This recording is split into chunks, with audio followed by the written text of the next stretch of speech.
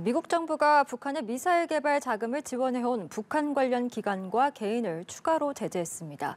또 한편 한미 특전사는 연합 특수작전 훈련 티크나이프를 진행하고 있는데요. 오늘 자세한 내용들 봉영식 연세대 통일연구원 전문연구위원과 함께 알아보도록 하겠습니다. 어서 오시죠. 안녕하십니까. 예.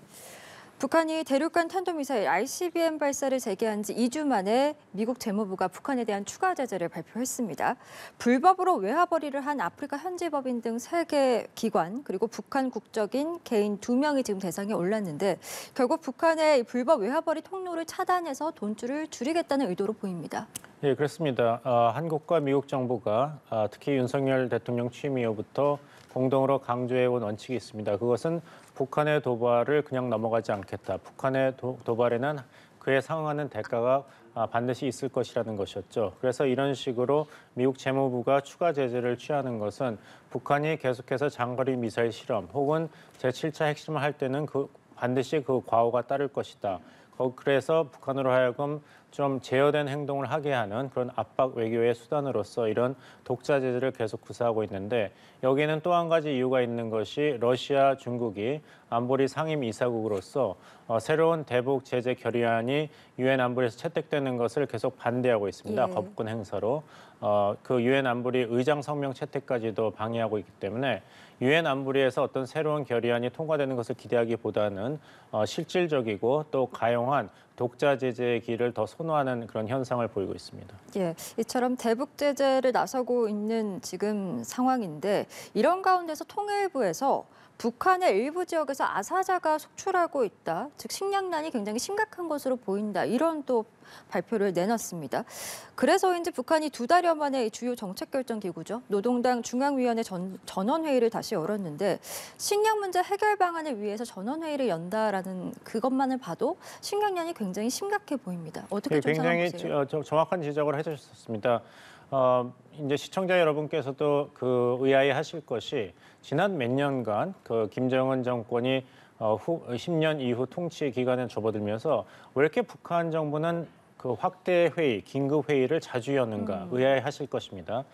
그런 중대 회의를 한다는 것은 좋은 현상은 아니죠. 어떤 기관이라든지 회사에서 긴급 회의, 중대 회의를 많이 한다는 건 그만큼 회사가 어렵다는 반증이 아니겠습니까? 회사가 잘 나간다면은 구성원들이 자기 자리에서 어떤 일을 해야 될지 명확하게 알고 책임과 권한이 명확하게 규정됐고 그 실적이 뚜렷하기 때문에 회의를 할 필요가 없는 것이죠. 예. 그 시스템이 그냥 돌아갈 텐데.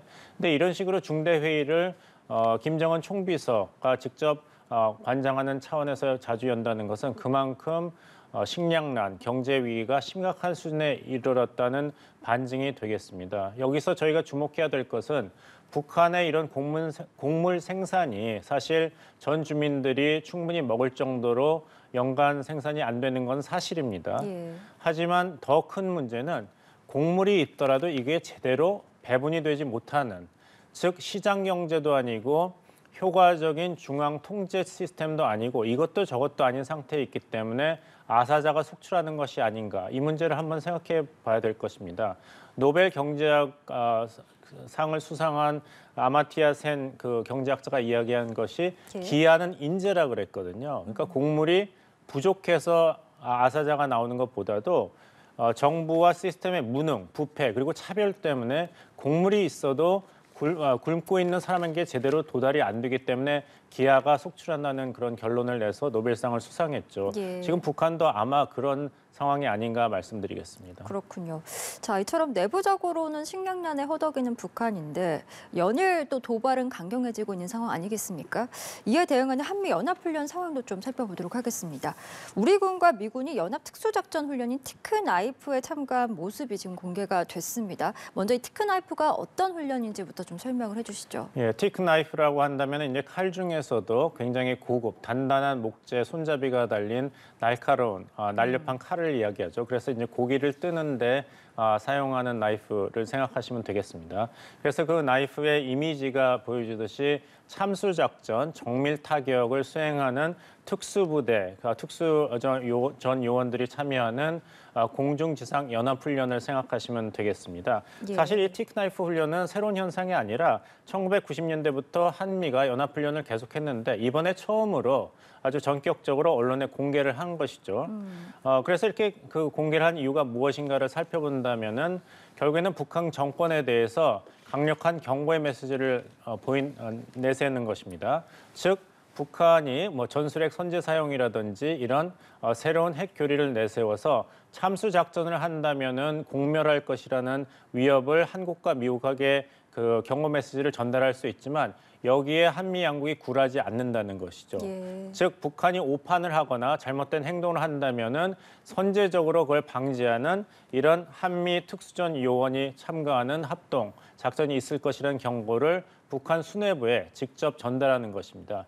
즉 그래서 북한의 핵 위협과 미사일 위협에 대해서 비단 한미 양국은 미사일 방어 체제에만 의존하는 것이 아니라 적극적으로 선제적으로 유사시에 북한 지휘부 제거 작전도 행할 것이라는 메시지를 북한에 전달하고 또 한편으로는 과연 미국이 효과적인 핵 확장 억제를 한국에 제공할 것인가 하고 불안해할 수 있는 한국 국민에 대해서 뚜렷하고 명확한 믿을 수 있는 메시지를 전달하는 효과도 있습니다. 예, 그러니까 이례적으로 공개를 함으로써 대북 경고 메시지를 발산했다.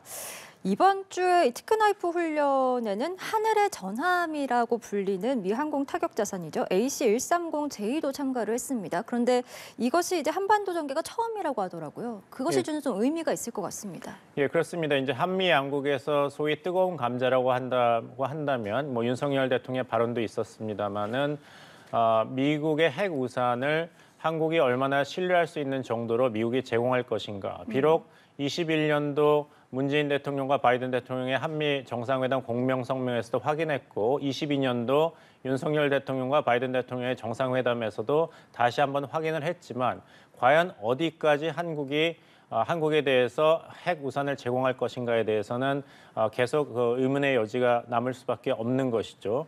그리고 핵 주권에 대해서는 미국 정부가 아직 한국의 이런 핵 공유라든지 이런 데에서 적극적으로 호응하는 자세를 보이지 않고 있습니다. 그래서 그 대안으로서 지난번 국방장관 회의에서 결정됐듯이 상시 배치에 준하는 정도로 미국의 전략 자산을 한반도에 배치하겠다. 이것이 대안으로 제시됐고 그것을 가시적으로 보여주는 그런 활동의 하나로서 AC-130J의 한반도 전개를 공식화하고 공개한다든지 그래서 정밀 유도 무기로 표적을 정확하게 타격할 수 있는 미국의 전략 자산이 한국에 배치될 것이다. 그리고 배치될 준비가 항상 돼 있다는 메시지를 비단 북한뿐만 아니라 이런 안보에 대해서 불안을 느끼는 한국 국민들을 안심시키기 위해서 공개하고 있습니다. 그렇군요.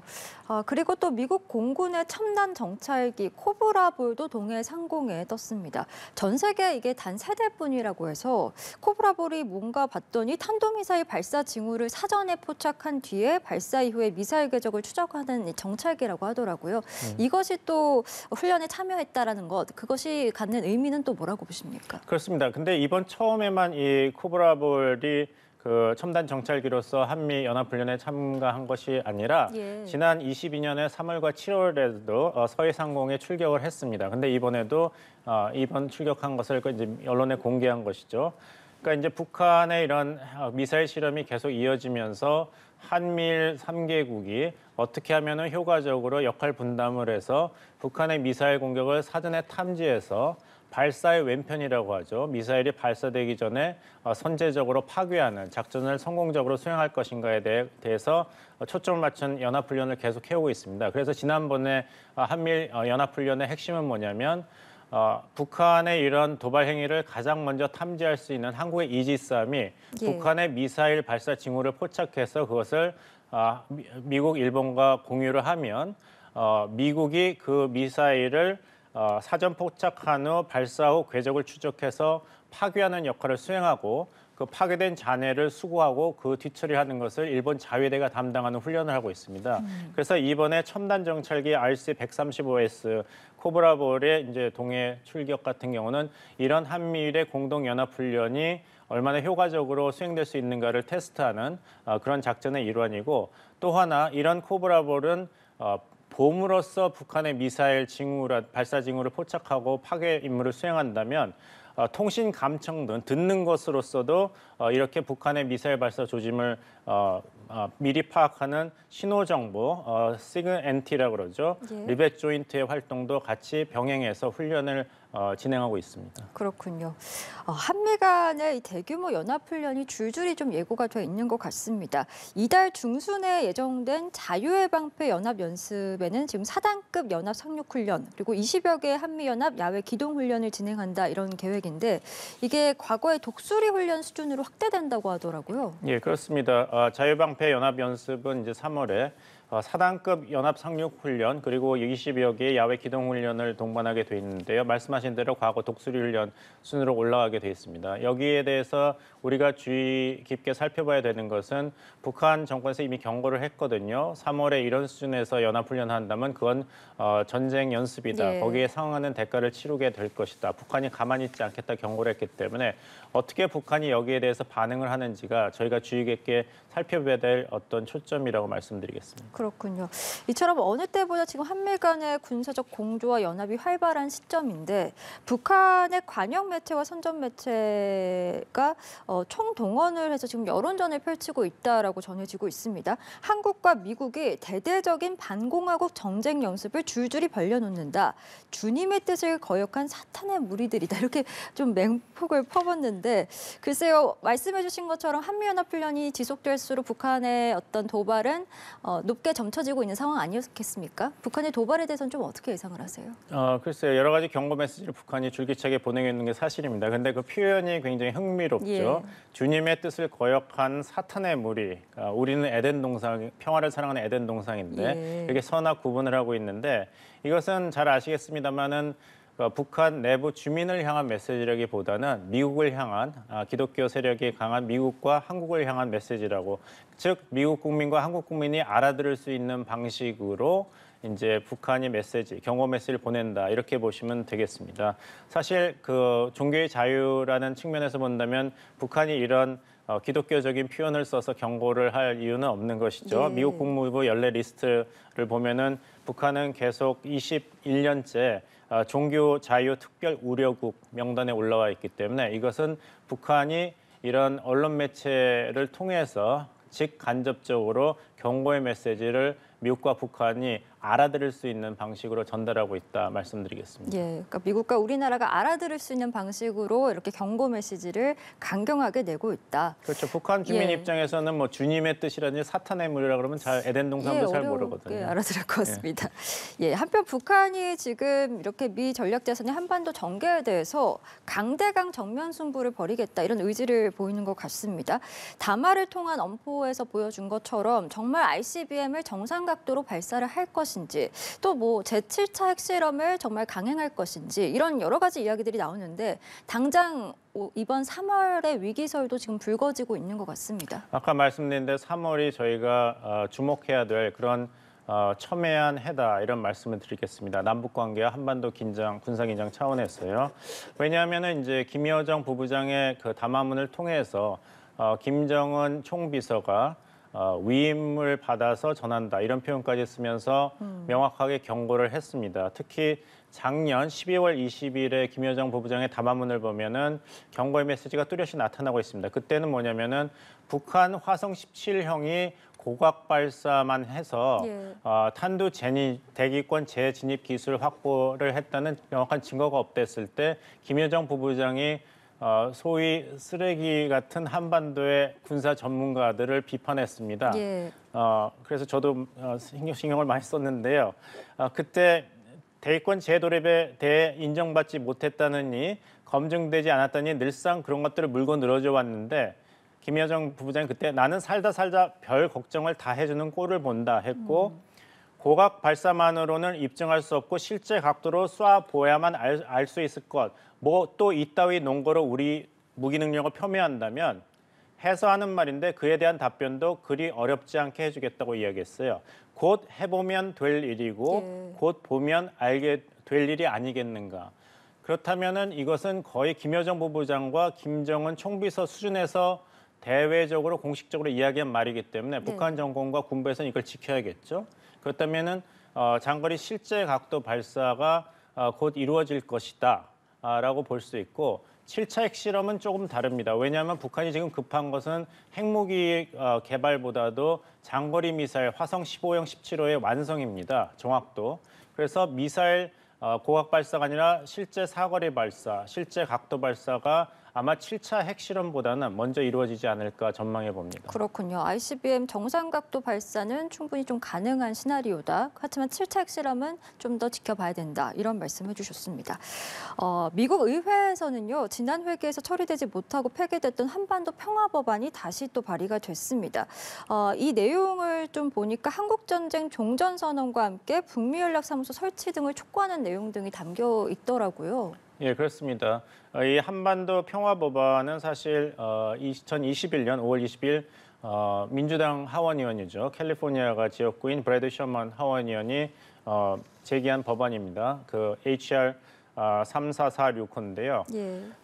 여기 내용을 본다면은 이제 한국 전쟁 종결 선언 촉구, 또 북한과 미국이 상호 공동 연락 사무소 설치, 그리고 한반도 비핵화를 위한 구체적인 로드맵 설정, 그리고 북한 여행 금지 조치의 해제 이런 내용을 담고 있습니다. 그래서 저희가 주의 깊게 봐야 되는 것은 이런 브래드 셔먼 의원이 주도한 한반도 평화 법안이 재상정이 됐다 그래서 예. 미국 하원 전체가 종전 선언을 촉구하는 것이 아니고 또 이 법안 자체가 종전 선언 촉구만이 주된 내용이 아닙니다. 미국 교포와 미국 시민 입장에서는 북한 여행 금지 조치를 미국 국무부가 해제하는 것이 어쩌면 이 브래드 셔먼 의원이 제기한 이 법안에 가장 관심 있는 내용이 될 수 있거든요. 그래서 이 한반도 평화 법안이 다시 재상정됐다 그래서 미국 하원이 이젠 문재인 정권 때 이야기했던 종전 선언을 지지하는 쪽으로 선회했다고 보기는 어렵습니다. 왜냐하면 공화당 의원들은 이것은 나쁜 평화, 가짜 평화를 지지하는 법안이라고 비판하고 있거든요. 그러니까 미국 의회가 의견이 굉장히 다릅니다. 또 그 영킴 하원의원 같은 경우는 이 한반도 평화 법안이 긍정적인 측면도 있으나 왜냐하면은 한국 전쟁을 끝낸다는 것은 모든 수단을 강구해야 되니까요. 예. 하지만 이 종전선언 촉구뿐만 아니라 북한의 인권에 대해서는 우리가 적극적으로 문제 제기를 해야 되고 해결을 촉구해야 된다. 그리고 북한 비핵화에 대해서 좀 더 적극적이고 강경한 입장을 미국 정부가 취해야 된다고 이야기하고 있습니다. 그래서 다시 말씀드립니다마는 이 법안 안에서도 관심을 가지는 그 내용이 각각 다르게 있고 네. 종전선언뿐만 아니라 그리고 미국 하원 내에서도 북한에 대해서 어떤 접근을 해야 되는가에 대해서도 의견이 다양하게 있습니다. 거기에 더해서 미국 정부가 하원만 있는 것은 아니죠. 하원도 있고 상원도 있고 또 행정부가 움직여야 되기 때문에 이 법안 하나가 미국 정부의 입장을 온전히 그리고 오롯이 다 대변한다고 보기는 힘들다. 그 내용을 구체적으로 살펴봐야 된다. 말씀드리겠습니다. 예, 뭐 전반적으로 미국 정부의 입장을 대변하는 내용은 아니다라고 하셨지만 일각에서는 결국에는 이것이 다시 발의됨으로써 주한미군 철수가 이루어지는 게 아니냐 뭐 이런 우려의 이야기들도 있더라고요. 이 부분에 대해서는 좀 어떻게 보세요? 글쎄요. 이제 주한미군의 주도는 사실 유엔 안보리 결의안 80호에서 84호 수행에 관련돼서도 정당화되지만 또 주한미군이 한국에 주둔하는 것은 이제 체결 70주년이 됩니다만은 한미 동맹 차원에서 이루어진 일입니다. 예. 따라서 이제 이런 종전선언을 한다 그래도 한국 정부와 미국 정부가 합의한다면 주한미군의 주둔은 계속 유지될 수가 있는 문제입니다. 또 저희가 주목해야 될 것은 정전협정 62조 때문에 우리 그 한국 전쟁의 정전협정은 다른 정전협정과 틀립니다. 다른 정전협정은 그 정전협정 당사국의 한 나라만 전쟁을 다시 하겠다 그러면 그 협정이 자동적으로 파기가 되죠. 예. 하지만 한국전쟁의 정전협정, 1953년도 정전협정은 62조에서 모든 당사자가 이제 정전협정은 무효하다. 전쟁을 다시 시작한다. 아니면은 정전협정을 평화조약으로 대체한다고 동의를 해야만 정전협정가 없어집니다. 무효화가 됩니다. 그렇기 때문에 북한만 반대한다. 아니면은 뭐 미국만 반대한다. 그래서 정전협정이 사라지는 것은 아니기 때문에 종전선언이 정전협정 무효와 그래서 주한미군 철수까지 이어지기까지는 굉장히 많은 그리고 중요한 단계가 있다는 말씀을 드리겠습니다. 알겠습니다. 저희 오늘 말씀은 여기까지 듣도록 하겠습니다. 지금까지 봉영식 연세대 통일연구원 전문연구위원과 함께 이야기 나눠봤습니다. 오늘 말씀 고맙습니다.